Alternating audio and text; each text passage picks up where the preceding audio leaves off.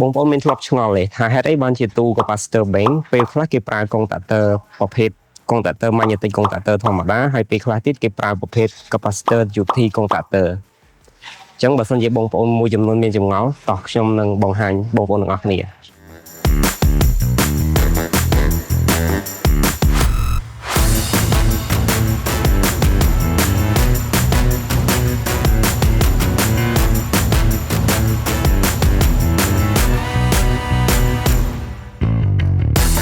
ប្រភេទ capacitor UT contactor ចំណុចដែលងាយស្រួលសម្គាល់មួយគឺនៅត្រង់ថាយើងនឹងឃើញដុំពកតូចមួយនៅពីលើក្បាល contactor ហើយមានខ្សែ3សរសៃនៅខាងក្រោមនិង3សរសៃនៅខាងលើហើយដុំពកតូចមួយនេះយើងហៅជាភាសាបច្ចេកទេសថា choke coil ដែលវាមានមុខងារលក្ខណៈជា damping resistor ដើម្បីទប់ inrush current នៅពេលដែលចាប់ផ្ដើមដំណើរការ capacitorបើសិនជាមានសំណួរសួរថាតើការជ្រើសរើស magnetic contactor ធម្មតាឬក៏ capacitor UT contactor សម្រាប់ switch capacitor មួយណាជាជម្រើសដែលត្រឹមត្រូវចម្លើយគឺថាតាមលក្ខណៈបច្ចេកទេសវាត្រឹមត្រូវដូចតែគ្នាទេបើសិនជាយើងបានជ្រើសរើសទៅតាមទំហំຂະຫນាតរបស់ capacitor ឲ្យបានត្រឹមត្រូវគ្រាន់តែថាការប្រើប្រាស់ capacitor UT contactor គឺវាមានលក្ខណៈ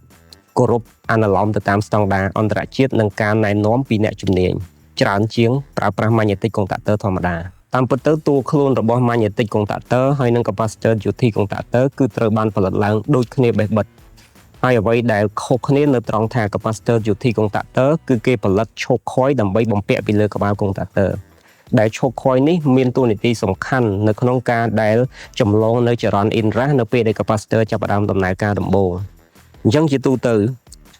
នៅលើតួខ្លួនរបស់ choke coil គឺមានកុងតាក់ដែលយើងហៅថា early close កុងតាក់មានន័យថានៅពេលដែលចាប់ផ្ដើមដំណើរការគឺកុងតាក់របស់ choke coil នឹង close មុនពេលកុងតាក់អនុភាពរបស់ contactor close តាមក្រោយអញ្ចឹងគម្លាតនៃរយៈពេលខុសត្រូវគ្នាប្រហែលជា500មីលីវិនាទីអីតែប៉ុណ្ណោះអញ្ចឹងនៅពេលផ្ដើមដំបូង inrush current ដែលបង្កឡើងដោយ capacitor គឺនឹងត្រូវបានចម្លងដោយ choke coil បន្ទាប់មកបានចរន្តទាំងអស់នេះគឺនឹងត្រូវបានចម្លងដោយជើងអនុភាពរបស់ contactor ធម្មតាតាមពិតទៅយើងអាចដក choke coil ចេញពីតួខ្លួនរបស់ contactor បានហើយនៅពេលដែលយើងដក choke coil ចេញមានន័យថា contactor នេះគឺវាជា magnetic contactor ធម្មតាដែលយើងអាចយកទៅប្រើប្រាស់ជាមួយនឹង motor AC សម្រាប់ ម៉ាក contactor មួយចំនួនគឺយើងអាចទិញ magnetic contactor ហើយយើងអាចទិញ choke coil រួចយកមកបំពាក់ជាមួយគ្នាដើម្បីបង្កើតបានទៅជា capacitor UT contactor នៅក្នុងដៃរបស់ខ្ញុំនេះគឺជា magnetic contactor ធម្មតាអញ្ចឹងយើងនឹងមើលឃើញមានជើងអនុភាពហើយនឹងជើងជំនួយដូចគ្នាបេះបិទទៅនឹង capacitor UT contactor ហើយឆ្លើយទៅនឹងសំណួរសួរថាចុះរវាងការប្រើប្រាស់ magnetic contactor ជាមួយនឹង capacitor UT contactor មានគុណសម្បត្តិអ្វីហើយនឹងមានគុណវិបត្តិអ្វីខ្លះចម្លើយគឺនៅត្រង់ថាដោយសារតែនៅពេលដែលផ្ដើមដំណើរការដំបូង capacitor តែងតែបង្កើតនៅ inrush current ក្នុងកម្រិតតម្លៃមួយខ្ពស់ស្មើនឹង10ដងឬលើសពី10ដងទៅនឹងចរន្តដំណើរការធម្មតារបស់វាអញ្ចឹងឧទាហរណ៍ថាបើសិនជា capacitor មួយគ្រាប់ចរន្តដំណើរការត្រឹមតែ50អាំពែទេអញ្ចឹងគឺចរន្ត inrush current គឺនឹងមានតម្លៃចាប់ពី500អាំពែឡើងទៅក្នុងខណៈពេលដ៏ខ្លីបំផុតដែលមានរយៈពេលកន្លះវិនាទីទៅ1វិនាទីដំបូងអញ្ចឹងចរន្ត inrush current នេះនៅពេលដែលឲ្យឆ្លងកាត់ជើងអនុភាពគឺវាងាយនឹងធ្វើឲ្យថយអាយុកាលនៃការប្រើប្រាស់ទៅលើជើងអនុភាពរបស់ magnetic contactor ដូច្នេះហើយទើបបានជាគេផលិតឲ្យមាន choke coil ដើម្បីឲ្យ choke coil នោះជាអ្នកចម្លងនៅចរន្ត inrush បន្ទាប់មកនៅពេលដែលចរន្តធ្លាក់មកក្នុងតម្លៃដំណើរការធម្មតាគឺវានឹងឆ្លងកាត់ទៅលើជើងអនុភាពរបស់ contactor ធម្មតាតែប៉ុណ្ណោះធម្មតាកាលណាកើតមាន inrush current ច្រើនគឺវានឹងធ្វើឲ្យកាត់បន្ថយអាយុកាលប្រើប្រាស់ទៅលើ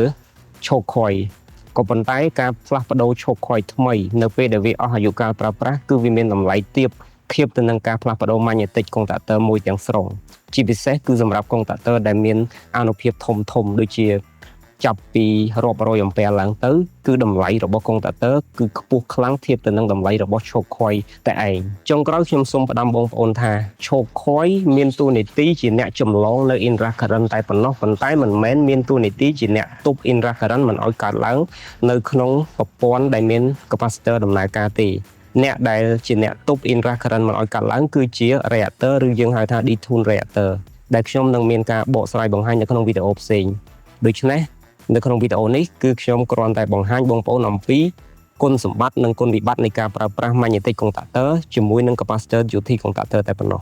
ដូច្នេះបើសិនជាមានចង្វល់អ្វីផ្សេងទៀតសូមបងប្អូនបង្ហាញនៅក្នុង comment ឬមានសំណូមពរពាក់ព័ន្ធជាមួយនឹងការបកស្រាយអំពីឧបករណ៍អ្វីផ្សេងទៀតក៏បងប្អូនអាចបង្ហាញនៅក្នុង comment ដូចគ្នាសូមអរគុណច្រើនសូមជម្រាបលា